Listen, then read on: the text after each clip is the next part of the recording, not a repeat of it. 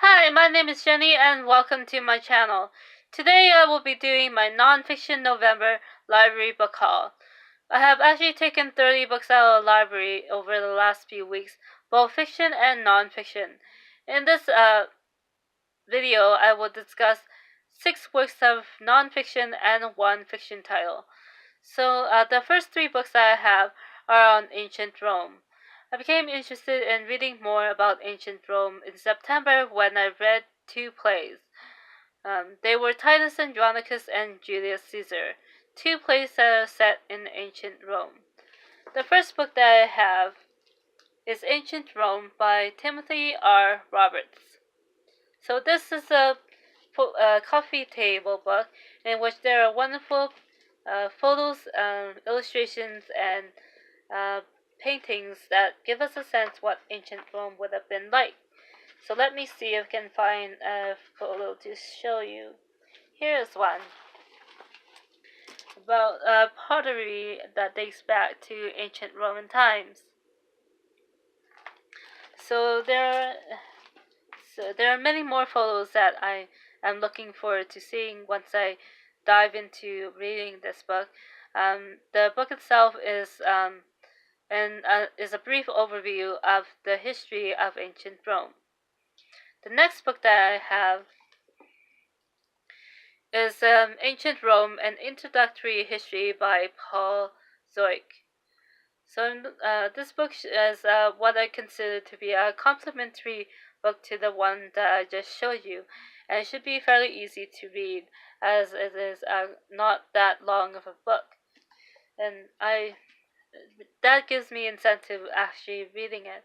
The next book that I have, and the third one that I have on ancient Rome, is A Day in the Life of Ancient Rome by Alberto Angela. So this one, the author takes us on a journey in the life of a rich patrician over a 24-hour period. Through him, we are able to experience the sumptuous feasts of an ancient Roman household, the excitement of being in the Colosseum during a fight between gladiators, and what walking through the streets of ancient Rome would have been like. So the next book that I have, or the next 2 books that I have, one is a non-fiction title and the other is a fiction title.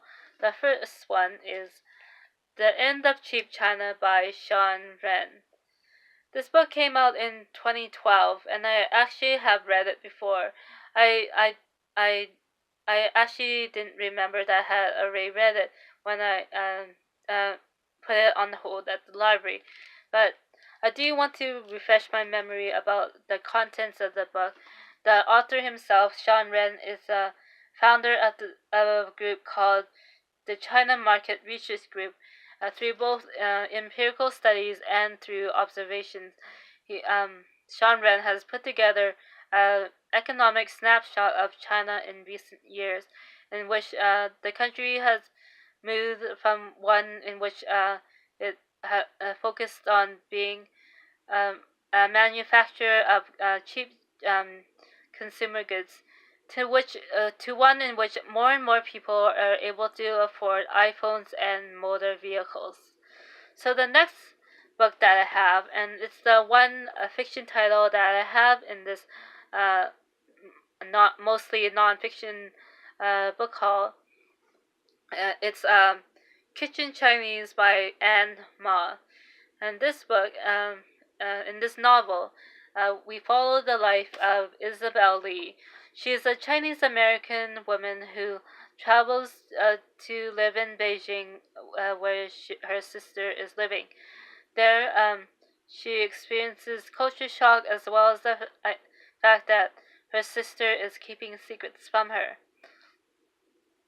And so, one of the main focuses of the book is on Chinese cuisine, as the title suggests.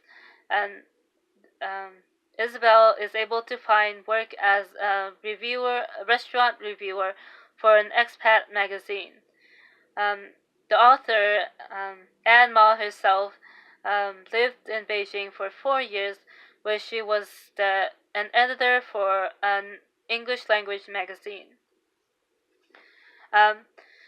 Obviously, a main focus of the book is on Chinese cuisine, and it's something I have a personal connection to, as both members of my father's side of the family and my mother's side of the family. They both operate. They have both operated Chinese restaurants in Canada, where there are often direct connections to China itself, to just the food that is that is available at Chinese restaurants in Canada. The next two books that I have, and they are the last two that I have in this book haul. I consider them to be more supplementary reading for my classes, mainly for my Shakespeare class. And the first one is Queen Elizabeth I by Susan Doran. This is a short biography on Queen Elizabeth I. I have read a few, the first chapter or so of the book, and it's one that I think would have been helpful if I had read in September, because I had in September I saw a play on Catherine Parr, the last wife of Henry VIII, and as if I had read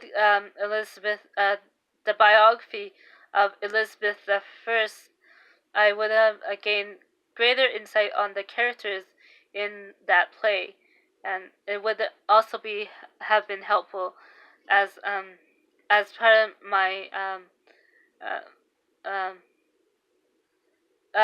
my Shakespeare class. Finally, the last book that I have in this mostly nonfiction library haul, it's Shakespeare's A Restless World by Neil MacGregor. The author tells the story of 20 objects through which he recreates the world of Shakespeare. Through objects such as the woolen cap of a worker and gold coins, he peels back the layers and reveals how Elizabethan society thought of towards subjects such as the discovery of the New World, as well as changes to national identity, religion, and politics. So that's it for me in this video. There are so many both non-fiction and fiction titles that I look forward to reading. The ones that I have just mentioned are just a few of the ones that have caught my eye recently, and so I hope to be able to read them fairly quickly in the next while or so. That's it for me. Have a great day.